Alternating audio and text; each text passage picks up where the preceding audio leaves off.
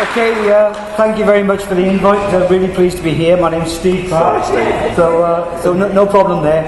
I wanted just to give you a perspective of what was happening in Wales on the bedroom tax. As the Welsh Tenants Federation, we're an organisation that represents 320 tenant resident groups across Wales and federations. Wrexham and Cardiff Federation, very old federations in Wales, and it traditionally worked well with England in the past. But since devolution, I think we've sort of drifted apart in terms of the tenant movement. But we're happy to realign ourselves and get back involved with issues in England. Now, many people may be aware that we have devolution in Wales. We have housing devolved to Wales, but we don't have welfare devolved to Wales. So we're seeing the impact of legislation from the United Kingdom Parliament, the UK coalition, impacting on Wales. Small by comparisons to England, but 40,000 tenants in Wales will be impacted by the bedroom tax, taking £27 million out of the pockets of some of the most poorest people in the country. Merthyr Tydfil is the fourth worst impacted area on welfare reform totally. In Wales, £1 billion will be taken out of the Welsh economy from the poorest people, those working on low incomes and those unemployed, those disabled, those sick, those families, the single parents that are unable to find work or, as I said, through illness. What we're doing in Wales is we're trying to organise groups to get involved. Cardiff, my colleague, one of my colleagues here from Cardiff today, who's doing some tremendous work in Cardiff to try to get groups in Cardiff together, because we do need campaigning on the ground. There is a lethargy in communities at the moment. There is a feeling of despondency and of despair.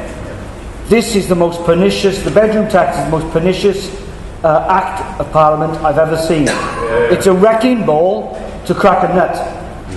It's not a hammer, it's a wrecking ball. It will destroy communities, and it will have devastating impacts on the way that we deal with housing. One of the things we campaigned on very early on is that we were fearful that landlords would bring in ground 8, which is the 8-week mandatory eviction rules for tenants who are 8 weeks in rent arrears or more. And we're starting to see that. Fortunately, in Wales, among the housing associations, we had a moratorium on the non-use of ground 8 because they're supposed to be social landlords. And we're seeing that being introduced again in Wales.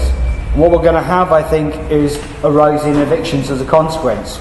I wrote a report back in 2009 which suggested priority move-on, a voluntary move-on scheme, because the amount of incentive schemes that were available to people who genuinely did want to move on and had a moral obligation to give up their tenancies and pass it on to a family, they couldn't because they were trapped in those properties. They were either sink estates, or if they were in debt, we had systems in place whereby you could not exercise policies, you could not exercise your right to exchange if you were in rent arrears. So you were trapped in the conditions that you were in. We need to change that policy, and we're doing that in Wales. We're also seeing the lack of properties available, 1 and 2 bedroom properties. In some local authority areas, it will take 17 years to turn over the people that are supposed to be moving down into alternative accommodation. 17 years. There is a shortage of 1 and 2 bedroom properties across Wales, and thankfully we have a Labour government in Wales, and they have put some resources, additional resources, into building new homes and addressing things like empty homes. Delegates, I'm here all day today, and I've been told that I've got 1 minute, so I'll wind up. I had a 20-minute presentation talking a lot of what we're doing in Wales.